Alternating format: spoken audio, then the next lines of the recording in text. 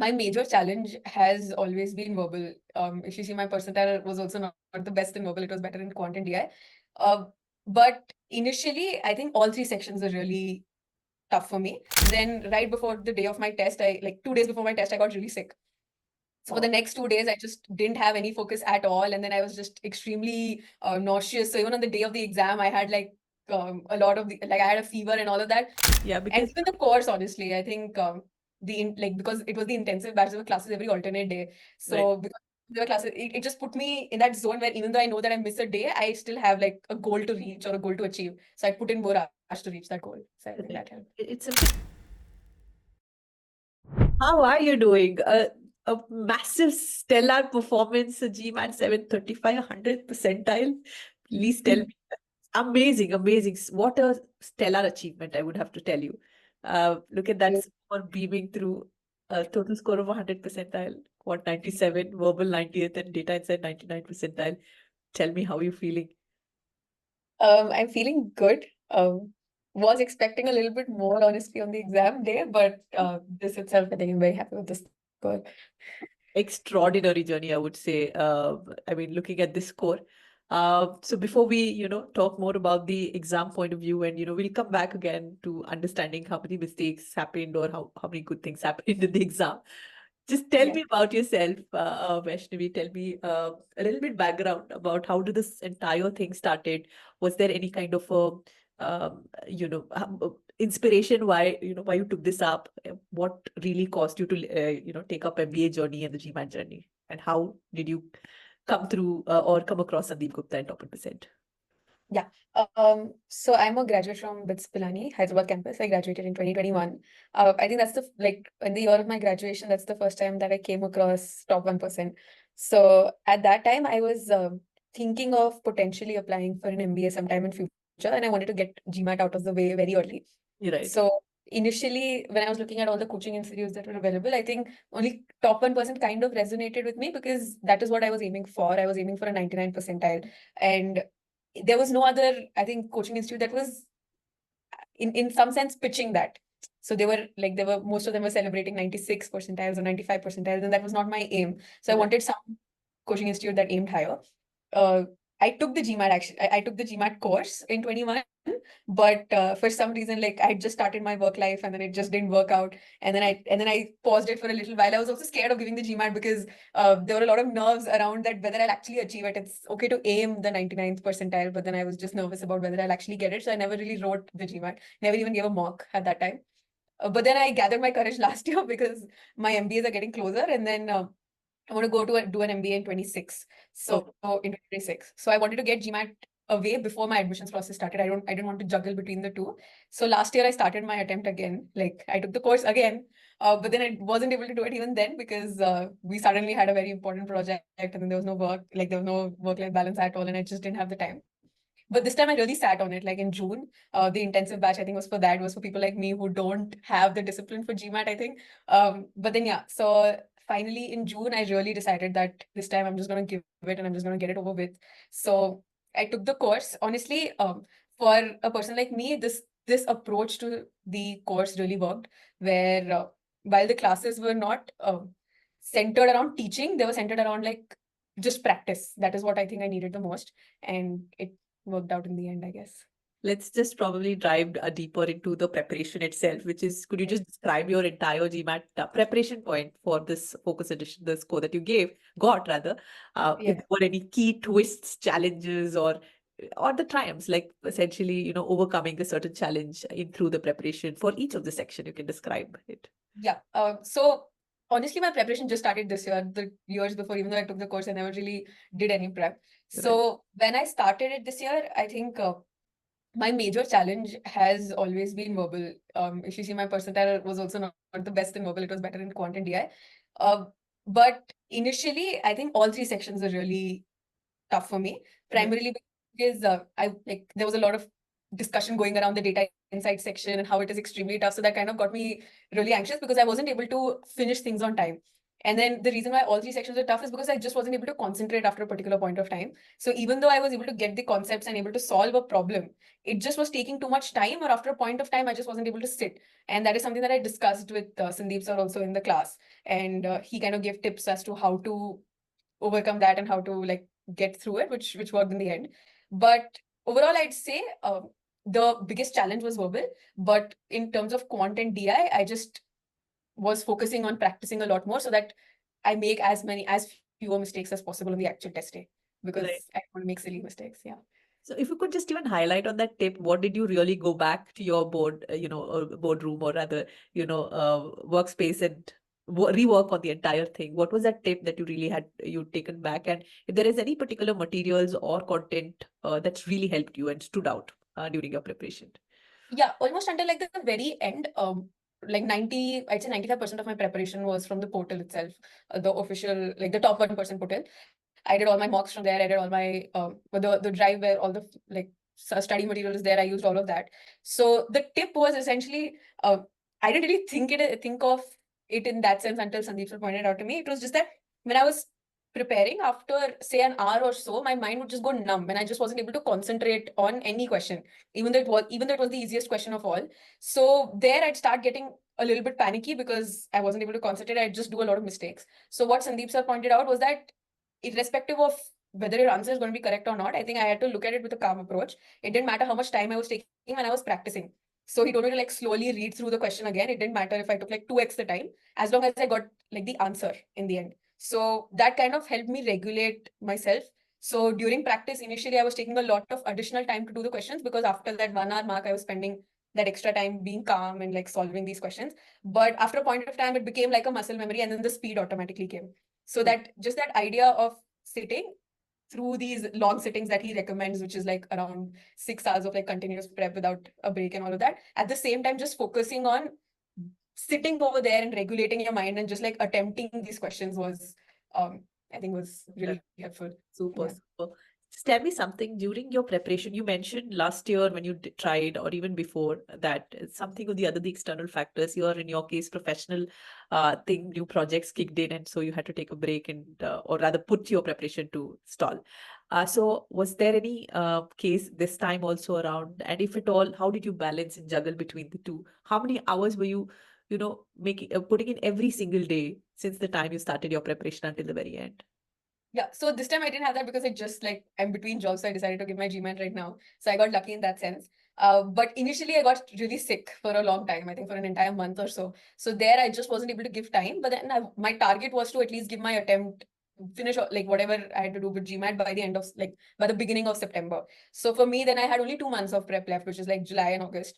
And while I was doing that, I think one key challenge was to cram up all that I had to study within those 2 months. So on one day, on a given day, there were days where I put 12 hours a day, and there were days where I just did an hour or so.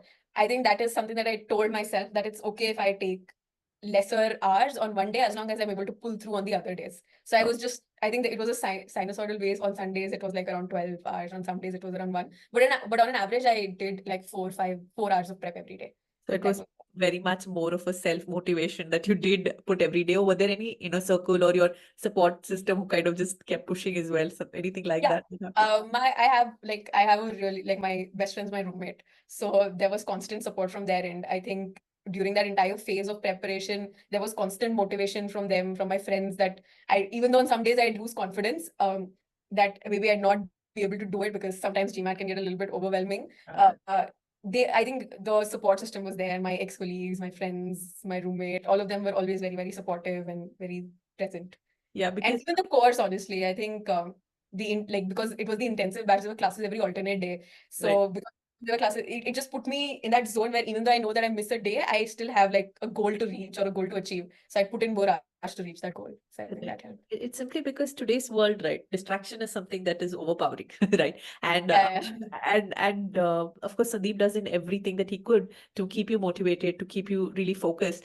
But then sometimes, like you said, it gets overwhelming, and unless you have the point where you get distracted, if there's somebody who just slap you back into the track, that Yeah, you are. yeah, yeah. That's the reason why that's extremely important to have that kind of a circle also. So let's just fast track into the exam, the showdown, which is the exam time. So What did you do, especially around the mocks, practice? Just take us into the heart of your entire day, the exam experience, and just before the exam experience, what all did you do in terms of maybe mocks, in terms of the test experience, all of it? Yeah. So I actually gave 2 attempts in my GMAT. One I gave in August, and one I gave in September. So I was unlucky in both of them, and I'll explain that. But as of the exam practice, I think it started when the course ended. Sandeep sir had given us a test, a diagnostic test of sorts to write. And when we had written that, he had given us a clear plan as to what are the next steps. So in my mock test, on the top portal, I had initially gotten a 615, I think. Yeah, a 615 or a 635. I'm not sure which one of the two. But it was not a very happy score. But he wasn't really, I think he was very motivating in that sense, where he explained clear actionables as to how do the next few days or how do the days before your test prep really look like. So I knew that there were some concepts that that even though I knew the concepts of, I just wasn't very fluent with them. So there was I just sat for days, like maybe 4 hours a day or 5 hours a day, and just like finished every single question that I could find in that concept. So that next time that I get a similar question in the test day, I wouldn't be like, it wouldn't take me by surprise. So my score improved. Like the first official mock that I gave, I got a 735. So that I think put my confidence a little bit higher. That is when I decided to take the first attempt in August. But then right before the day of my test, I like 2 days before my test, I got really sick. So for the next 2 days, I just didn't have any focus at all. And then I was just extremely nauseous. So even on the day of the exam, I had like a lot of I had a fever and all of that. So I gave my attempt. I got a 715 in that. And even though in my mocks, I think my highest was around 755, it was like way lower than that. So I wanted to give another attempt. So then I just sat and just did the questions in the portal, just attempted a couple of mocks and then gave the exam. But few key things that I did, and that is what Sandeep sir also recommended, was just take the mock test and the time, like on the time of your exam. So both my exams were in the afternoon slot because I'm generally more comfortable in the afternoon slot. And it was at 1 to 3. So because it was at 1 to 3, I micromanaged my whole day. So I wouldn't eat lunch until 3 o'clock every single day so that I don't get hungry on the actual test day. So even now, I think my food cycle is still running in that same schedule. So all my mocks for almost like 7, 8 days before the first exam, I gave mocks every single day between 1 to 3 so that I just get into the groove of practicing. That was my only practice, like for the last 1 week, where I was just giving mocks and just practicing a few additional questions wherever I was going wrong and all of that. And on the day of the test also, because it was just the same environment and like the same mindset in my head that it's that 1 to 3 slot. I have the schedule in my head of how that 1 to 3 looks like. I know how I give my exam and I know how I set my time during the test also. Like I have a particular plan for quant, I had a particular plan for DI and particular for verbal. So all of that just worked out. And I think that repetition kind of helped me on the test day, on both the days, honestly. Right. So on the exam day, you said when you obviously looked at the score, you hoped you would have gotten better score. That's Yeah. But tell me when you were looking at each of the section, and what was the order of the section that you actually took? You please let us know, and why did you choose that? And what were you expecting? Were there any surprises? Were there any challenges? And did you run out of time just on the exam day? This is the last attempt that you gave. Yeah. In the last attempt, also, I kind of got sick before the exam. I had food poisoning, so I was vomiting the night before. Oh, So I no. knew that I wasn't going in my 100% in the exam, but that's fine. The order of my exam was quant, DI, and verbal. And between DI and verbal, I took a break. And this was the recommended order by Sandeep sir also. It works for me because my strongest section is quant, and I wanted to start quant with my mind fresh because then it just gets my head working. And then because DI is very similar to quant in that way, I just it's just an extension of that. And once I finish that section, I thought I could just take a breather and then start verbal with a fresh mind. So that was the order that I was following. On most days, even in my first exam, I didn't really face a time crunch, but this time I did. Even in the quant section, I was able to finish 5 minutes before time, which for me was a little bit of a time crunch because generally I have more time to review all my questions in case I am doing a silly mistake or something. But for DI and verbal, I had to stretch to the last minute. So there, I think I lost my confidence a little bit, and that really impacted my performance because that pacing was not something that I was expecting on the actual test day. I was expecting myself to be really faster and have time to review these questions.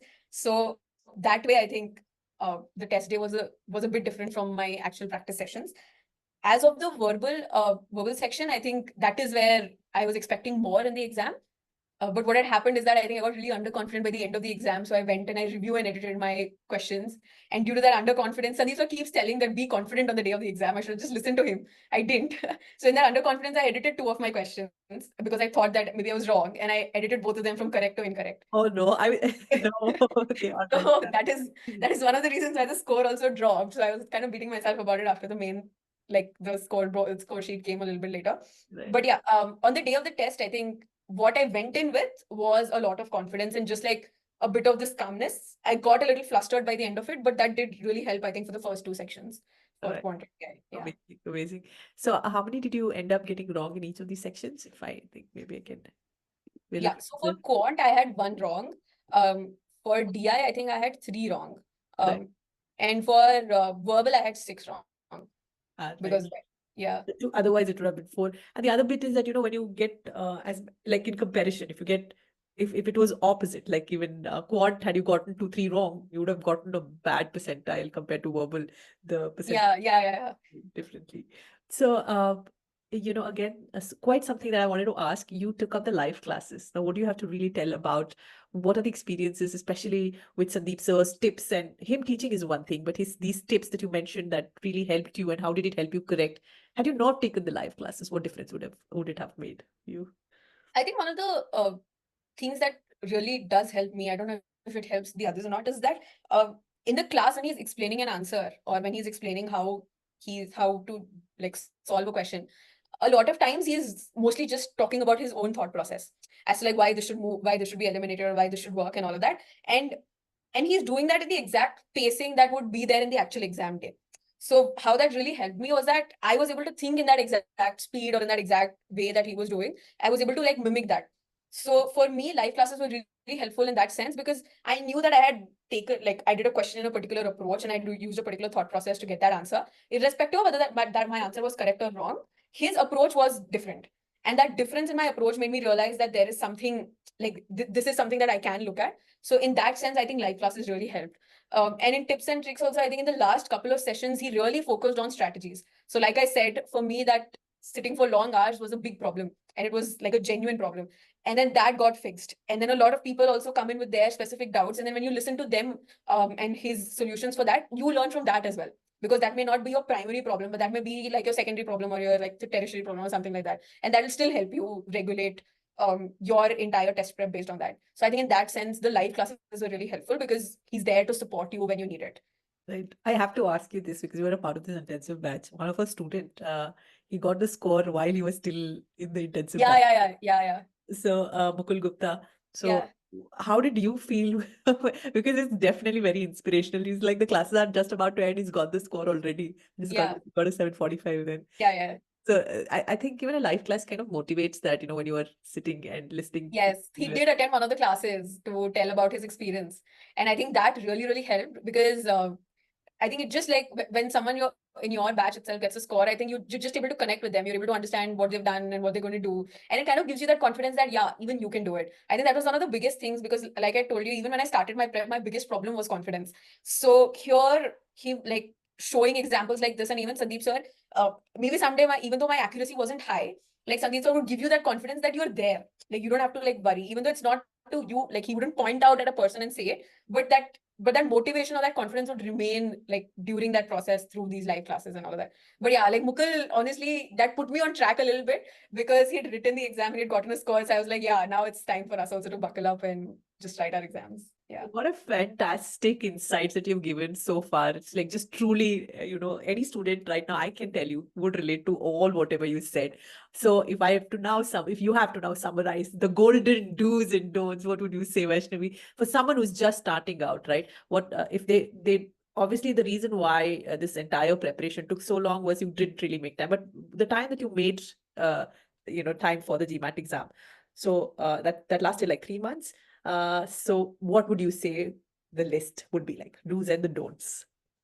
I think the primary do is that believe in yourself when you're doing the prep because GMAT is like conceptually it's not really that tough an exam, but if you get lost in your head, it is going to be really tough. Like a question can be extremely easy and extremely hard, just depending on how much belief you have in yourself. So I think that is one. And the second thing is, if there is like, if someone's taking the top course, if there is a study plan, just stick to it. There is no need to like overthink it or anything. Just like as long as you're just practicing the study plan, I think by the end of it, I was done with 95% of my prep. I just had to give my mocks and just like brush up a couple of rough edges. So I think just follow through that study plan. Those are the two big do's in my head.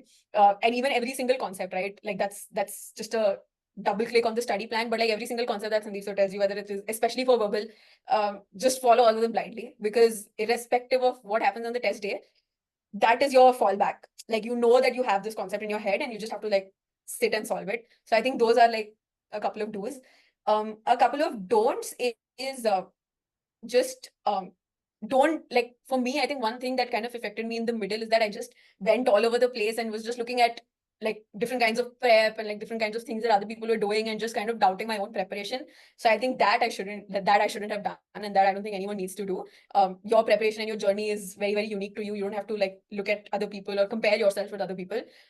You do the best that you can, and I think that is what is important. So just like avoid comparing yourself and avoid judging your competence based on say one test score or one mock score or one attempt that you give on your portal or anything like that.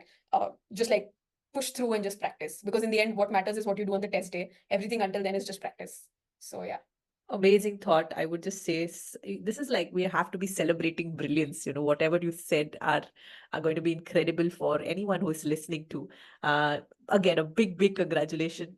Even though if it's not, you know, from Sandeep sir today, but I'm going to say on his behalf and the entire team's behalf that, you know, big congratulations on that stupendous score, like such a brilliant score that right there, 735. Although you think it is less, but it's 100 percentile score right there. It just opens up all the avenues to any of the schools that you would like to apply from M7, and even avenues to apply with scholarships, right? So I hope you are you hoping to apply this year itself, Vaishnavi? No, I'll be applying next year. So Yeah, you I want mentioned to do my 2026 intake, right? yeah. So there's a lot to do. I would really love to be connected because you have a great chain of thought and you know, and just wonderful to be seeing what you will be doing, and hopefully that the admit also comes through. You know, maybe you should get like you should be spoiled for choices, right? All M7 should happen to you, and I Thank think you you. have a feeling that it will happen to you. And we'll stay connected. Big congratulations and thank you for choosing over and over again top and percent Yeah, three for this. times, third time's the charm. Yes, over and over again for the top and percent, and we, you know, really grateful. I mean, this score truly validates what sir is teaching and sir is doing, and you know, I'm wishing you all the very best, Vaishnavi. Thank you so much. Thank you again. Good luck. Have a good evening. Bye bye. Take care. Yes, you too. Bye bye.